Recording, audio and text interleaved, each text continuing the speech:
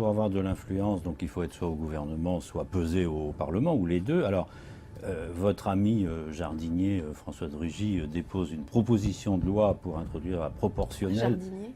Oui, c'est une expression qui a été échangée par tweet, mais bon... Des échanges de tweets au sujet de fleurs, me semble. oui, oui. Vous avez eu un week-end très fleuri, je crois, récemment. Il n'y avait pas de sous-entendu, mais c'est non, impossible de dire le contraire.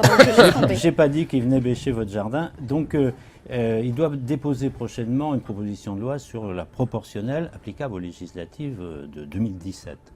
Alors, est-ce qu'il a bien fait de le faire un peu tout seul dans son coin? Et puis, est-ce que vous pensez que François Hollande est décidé à le faire? Alors, d'abord, ce qu'il faut dire, c'est que la proportionnelle, ça n'est pas la proposition de loi de qui que ce soit.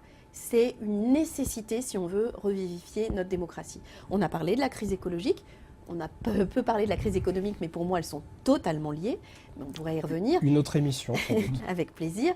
Mais la crise démocratique de notre pays, elle est réelle.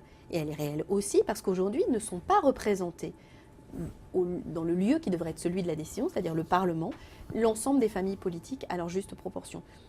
Je parle moins des écologistes. Nous avons un groupe, c'est la première fois dans l'histoire de la Ve République. Mais je pense que des familles politiques comme l'extrême droite, moi je donc vous voulez une proportionnelle intégrale? Mais vous savez que c'est le cas dans la quasi-totalité des pays européens, sauf la Grande-Bretagne et la France.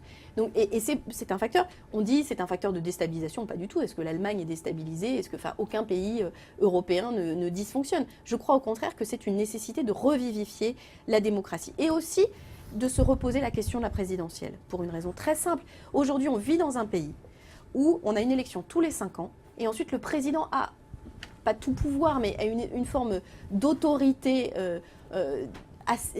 qui, à mon avis, d'ailleurs, l'enferme, parce que tout remonte vers lui. Et la vie démocratique de notre pays ne fonctionne pas bien. Donc oui, bien sûr, il faut la proportionnelle. Et je pense que c'est un combat qui n'est pas un combat des écologistes, mais qui doit transcender toutes les familles politiques, y compris la droite et le centre. C'est pour faire en sorte que la vie politique de notre pays ressemble à ce qu'est aujourd'hui notre pays et évite cette crise de représentation qui est de plus en plus puissante.